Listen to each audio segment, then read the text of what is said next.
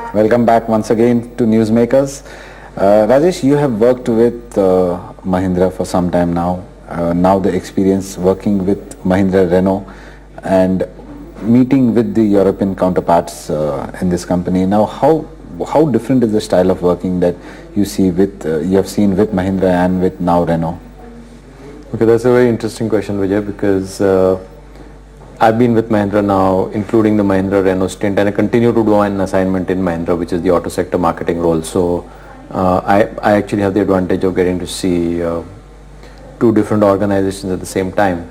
Working with Mahindra Renault is not necessarily a representation of how it would be to work with Renault. So one has to understand that, because this is a Mahindra subsidiary where it's a 51% Mahindra company. But you have to interact a lot with the So I'm just saying, culturally, for example, a lot of the processes that we have deployed in Mahindra Renault are, especially the HR process and systems, all align into Mahindra.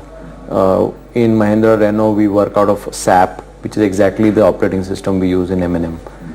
So a lot of the financial modules are identical to what we have in M&M. So if you look at HR, you look at finance, which becomes sort of the two core drivers of processes, they're very similar. The channel and marketing is again, combined synergy driven. There's a lot of synergy in manufacturing. So there is a lot of synergy in terms of aligning to M&M. On the other hand, there is of course synergy that one has to draw out of Renault. So for example, the purchasing organization, the quality systems, the product development processes are all things which sort of one has picked out of more strongly what Renault is doing, of course incorporating some of the strengths of what is in Mahindra. So it's really been saying that how does this organization get the best of the two shareholders and stakeholders. Absolutely. If I ask you one thing that you've learned out of your experience interacting with Renault, what is the one thing which really stands out and you say, okay, this is something I really picked out of Renault experience? I think the one single thing clearly is the detailing that goes into planning, and I believe that's really what ensures things stay on schedule. So it's a very high quality level of planning, and then executing to deliver that plan so that there is no slippage in date. So very high commitment to not let a project date slip. So I would say this is the single biggest learning for all of us. Okay. And even establishing Renault name in India has been quite an uphill task, in spite of Renault being such a big name in Europe and with Formula One and all picking up.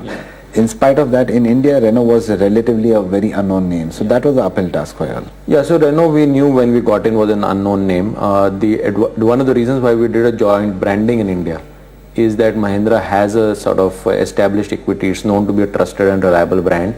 And Renault didn't have any negatives. So we could build from a low awareness platform, which is much easier than building from a poor perception platform. So it's not been as uphill, because when there's no knowledge, you can create knowledge, and that's what the phase one of the advertising has been about, which is establishing the fact that Renault is Europe's #1 car brand and is a very technology driven company. And we've seen in our brand tracks the Renault scores move up significantly in the last 2 years since when Renault first announced it's coming into India till now, and Renault awareness is now 60% plus in our brand track. So the brand has got to be much known in the last 2 years. Plus, there would also be this factor of Nissan coming into India. They have a big market which they are expecting India to be.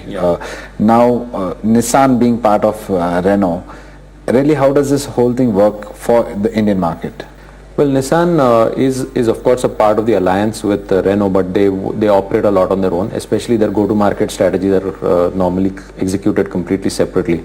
So Nissan will be having their own brand, will be using their own marketing setup, channel and all of that. So it's really not going to be in any way aligned to what we're doing in the Mahindra Renault context. There is of course going to be sharing of manufacturing facility, but the rest of it Nissan will be on their own. Okay, and will there be competition? Would they be also? There could be competition, there could be competition in some segment, but they operate, the customer sees them as two completely different faces. And that's how it happens in Europe also. That's how it happens in most parts of the world. Yeah. Now I want to ask you about yourself, Rajesh. It's been 2 years now with the Logan brand now really making its mark coming into India. it's time to take a break. I'm sure in the last 2 years you never really took a long holiday with family. No, I haven't taken holiday for a while. Yeah, you're right. So what's the plans now? I have not yet got around to saying which dates I'm going to take leave, but clearly not this summer. This is the sort of busiest time and the time to make things settle in, all the things that we sort of initiated 2 years back. So we'll probably take a vacation in the November Diwali time. What do you normally do when you have free time? How do you really manage your...